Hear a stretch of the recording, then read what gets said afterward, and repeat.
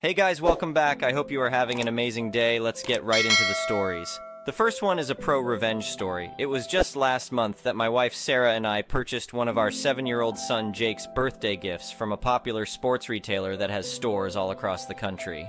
It was a football rebounder, like a small trampoline that you kick the ball at and it bounces back to you. We ordered it from their website and didn't think anything more about it. A few days later, we got a notification from a major shipping company that there were customs charges due on a package. We had ordered a bunch of stuff for Jake's party, so we had to double check what was being imported. We didn't think we had anything left, so we figured it was a scam email. Sarah called the retailer to find out who had shipped this item, and it turned out to be a different carrier based in a neighboring state. After some digging, we realized it was the football rebounder. They had shipped it from their warehouse across state lines using a local delivery service to get it to the major carrier for the final delivery to our house. Here's the thing, Sarah and I are both on disability, so an extra $60 charge on top of everything else for Jake's birthday was really tough on our fixed income. I told Sarah to pay it for now, and I'd deal with getting a refund from the retailer. The first day, I called them 3 times, stuck on hold for at least 20 minutes each time. I was patient though, because I've worked call centers before and know those workers are just doing their job. But I asked for a manager every time and was promised a callback that never happened. The second day was more of the same runaround. By the third day, I was fed up. I called again, waited forever, and finally laid into the rep when I got through. I explained that by law, they had to disclose any additional fees by the final checkout page, and there was nothing about potential customs charges. I could replicate the issue right then by adding the same item to my cart, no mention of extra fees through the whole checkout process. The rep didn't seem to care, just offered me a measly $20 gift card. But then he read me some line about how we advise customers there may be delivery duty charges on items shipped across state lines. Where does it say that? I asked. He paused, then admitted he didn't know. Well, I know one thing, I told him. It's not stated anywhere for this order, and that violates my consumer rights. So here's your last chance to make this right. Have a manager call me back in the next hour, or I'm going to blast this whole mess all over LinkedIn and tag every executive at your company. Surprise, surprise, no call came.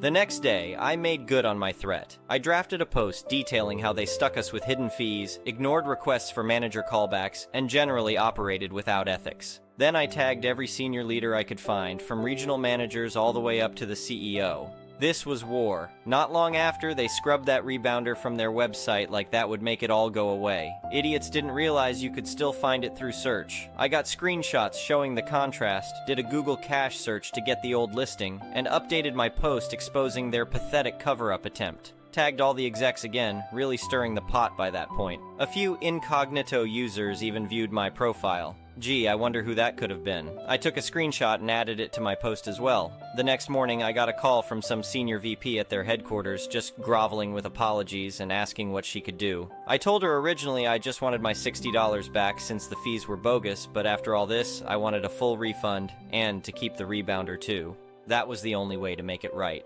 She asked for a couple hours to sort it out. Sure enough, an hour later she called back, sent the $60 to my PayPal, issued a refund for the original purchase, and told me to keep the product. I thanked her for finally resolving it, but I'll be damned if I let some multi-million-dollar company just walk all over my family and our rights as consumers. The moral of the story, don't take crap from companies that think they can bully you. I may be just one guy, but my son's birthday is more important to me than some faceless corporation's bottom line. The next one is an entitled people story. I've lived in my house for over 15 years now, and never had any issues with the neighbors. Everyone pretty much keeps to themselves while still being friendly enough to chat or help each other out if needed. So when my new neighbor Mike moved in next door, I thought nothing of it at first. I went over, introduced myself, and welcomed him to the neighborhood. He seemed nice enough, if a bit quiet and standoffish.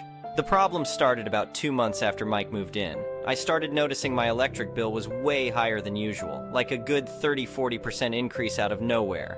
At first I figured maybe I had just used more electricity that month, but when the high bills kept coming month after month, I knew something fishy was going on. I called up the electric company to see if they could tell me why my bill had suddenly skyrocketed. They said all the readings were accurate on their end, and suggested I must be using more electricity. But I knew my usage hadn't changed, so it didn't make sense. Still, they weren't able to give me any real answers. That's when I started watching my meter more carefully. I'd go out and check the reading, then make sure not to use any electricity for a while. But when I checked again, the meter reading would still be higher than it should be. It was clear someone was tapping into my electricity illicitly. My first thought was my new neighbor, Mike. His standoffish attitude did seem a bit suspicious now that I thought about it. I didn't want to outright accuse him though, so I decided to do a little sleuthing first. One night when Mike wasn't home, I snuck into his backyard. It was there that I discovered the proof, an illegal hookup leaching electricity from my line into Mike's house.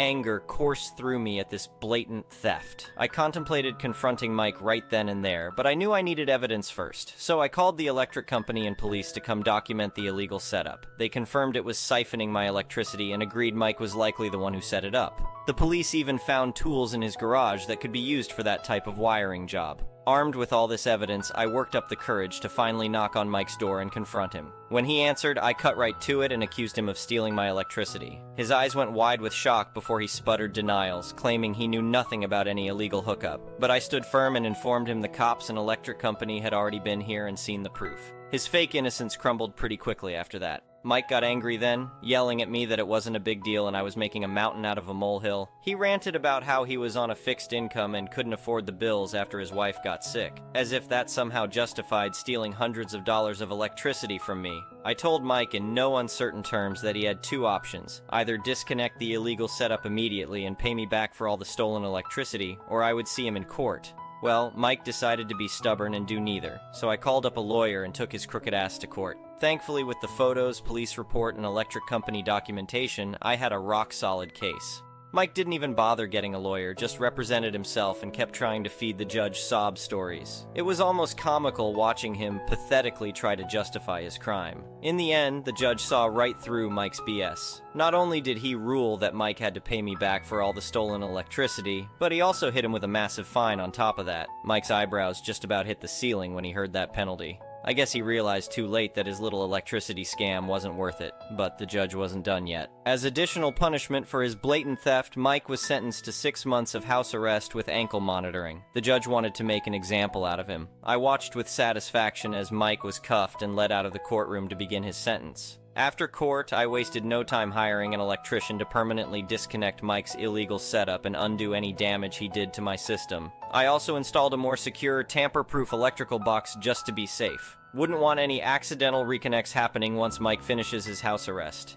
In the end, I felt fully vindicated by the court's ruling. Mike's underhanded actions could have kept costing me hundreds of dollars if I hadn't caught on. But now, with his illegal setup disconnected and the threat of more penalties hanging over his head, I can rest easy knowing my electricity is safe. It just goes to show you can't pull one over on an honest, hard-working homeowner. Deceptive neighbors who try schemes like this are playing with fire. Thanks to my thorough evidence and willingness to fight back in court, Mike's stunt completely backfired. He learned the hard way not to mess with my utilities, or my wallet. The next one is a petty revenge story. I'm fond of a particular pair of shoes. I'm conscious of Rule 5, so nothing unique or fancy, just a very popular, instantly recognizable brand and style. They've been around for Google's this and WTAF 101 years. I know what I'm getting, no hassle, no alarms, and no surprises, please.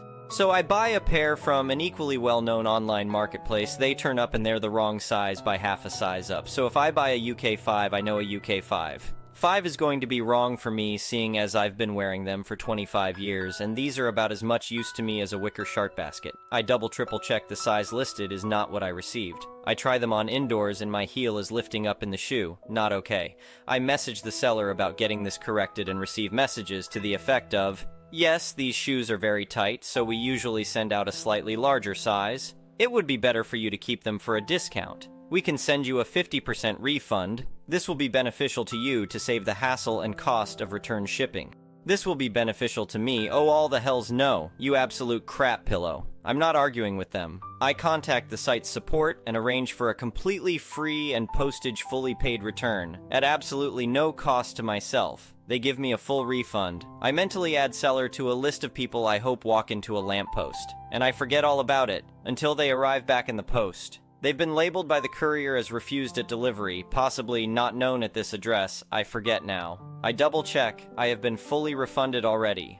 but the return address is different to the address listed on the seller's account. I contact support again and give them all the details, suggesting this may be a fraudulent seller who at the very least has admitted in writing they regularly ship items that are not as described. Support confirm I can keep the shoes and the refund, and they'll investigate the seller. I have no use for these shoes, so I drop them off at my favorite charity shop. I managed to get the right size from a different seller just fine, and I forget all about it again. Until months later, the next time I buy the same shoes again. After the trouble from before this time, I buy 2 pairs to avoid having to do this again for a while. Exactly the same thing happens. I get shoes half a size up from the ones I ordered. They send the same messages, though this time without the "we usually send a larger size one." They must have learned admitting to false advertising isn't a winner. Oh, it's you again. Okay, mofo.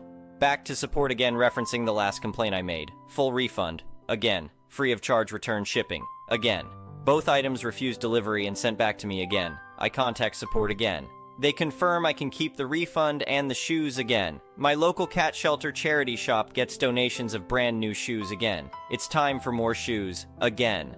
Local cats need me to do this. I'm never buying shoes any other way, ever again. I'm 99% sure I found them again. The next one is a malicious compliance story. I started working for someone who had courted me for 6 months, asking me to come work for them. They agreed to my salary request, a company car, and the whole package. I was thoroughly looking forward to the job since this was a former client, whom I knew quite well and considered a decent sort. Work started and all was good. I was learning their trade and craft and providing my input and expertise. Unbeknownst to me at the time, things were tight financially for them, really tight. Nearing the end of the month, I was called in and told I was not dedicated enough to the job.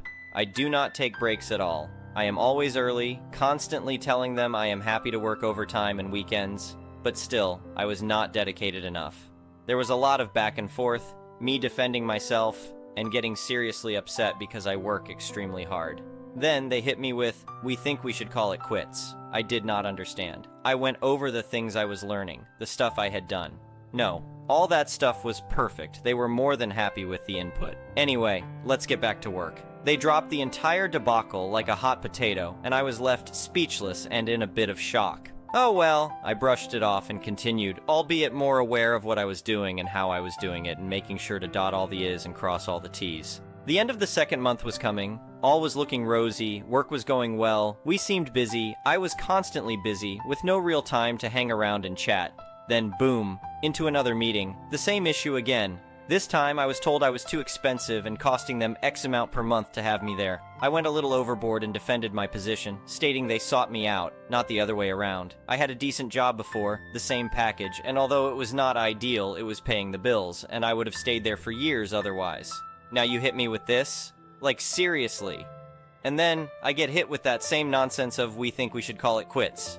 The same as before, I called the meeting to an end swiftly after, when I started saying things like, "Well, fire me then." To be clear, there was nothing wrong with my work performance, they said as much yet again. Just the overall commitment was not there. Well, now that is the second time you have told me that you want to call it quits. In my head, I am thinking, do that to me again. Tell me you want to call it quits, just one more time. The third month, things were not looking as good as month 2. Business was a little quieter. The boss had had the flu and had been irritable for most of the month. I tried to stay out of their way on purpose, but made sure not to slack off and ensured I was constantly busy. All was good, I thought. Well, not so fast. The end of the month was coming. And would not you know it, I was called in again. Can I not catch a break here? Anyway, I played it totally cool and calm, asked where I was going wrong, what else I should be doing. No, just the overall commitment. Keep in mind, at this point, my work ethic had not changed. My actual work was top-notch, and there was really nothing to complain about. Although, I had been off sick for 2 days in the month, and something else happened that caused me to be off work, but totally legitimate and with the blessing of my boss. Well, those are now held over my head. Off too many days. I ended the meeting, went home after seeing a doctor for my ailment, and returned the following day. I called my boss for a meeting to clarify the main issue, as my boss still had not explained or told me what they meant by commitment, not fully there. My boss stated, "You do not come in to work on weekends or holidays. You could have knocked me over with aerogel. What in the actual world?" I explained to my boss that they stated at the beginning of my employment that we would not be working weekends and holidays. Even my contract says as much, and that if there is work to be done on weekends and holidays, there will be time off and payment for it. If.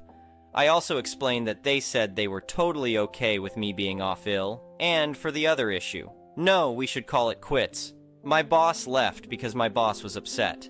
I needed my boss to advise on a particular part of a rather important, rather expensive step in the process of the job I was currently working on, but no, I was ghosted. I stuck around for 2 hours because I would like to finish this before I tell my boss I am complying with their request, but nothing. My boss is not answering calls or messages, so I left, off to home. Remember how I said earlier that the third time would be the last? Well, my boss called a while later. Acts as if there is nothing amiss. We got into it again over the phone, and I tell my boss I am taking them up on their offer. What offer? You know, the one where you said to call it quits. No, do not do anything rash. Think about it overnight, and we will talk in the morning. Yeah, right. Well, I thought it over, and I thought I would much rather not be treated like scum, and I will take my stuff and leave. You bit off more than you could chew, and now I am to blame? I got to work the next morning, asked my boss if they wanted to talk in private or in the general work area. No, we can talk in the general area. Okay, well, I have thought about it, and I think it best that I do take you up on your offer. Just pay me out to the end of the month, and we are good.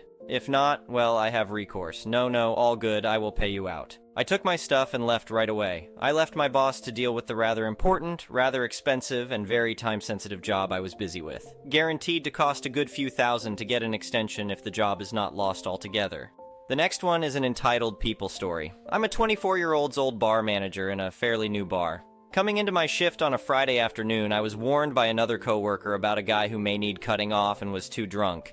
He then proceeded to stumble to the bar, swaying, slurring his words, requesting some drinks off me. I explained that I wasn't comfortable serving him anymore and may need to leave. That's when he called Karen. The hair, the attitude, the entitlement, all in one person. She storms over to the bar, this 50-odd-year-old woman requesting the manager, to which unfortunately is me. She stood in my face, pointing. My son is not drunk. I told her that we were not comfortable serving her son anymore, as he was too drunk. Now in a pub, there is someone for every situation. Fire alarm goes off, you've got firefighters in, giving advice. Someone is having a seizure, they helped their friend through one so they know better. You've got water coming through the ceiling, they are a plumber. This Karen was a bar manager for 30 years. She thinks I shouldn't cut her son off. Demanding where our point system is. For a moment, I completely forget whether I'm in school or not point system. She responded with, he's not done drugs. Okay, good start, he's not broken a glass. Sometimes accidents happen, he not started a fight. Okay, so how people should behave in a pub, Brill. But he's still too pissed and we've got the right to refusal. Now in the UK,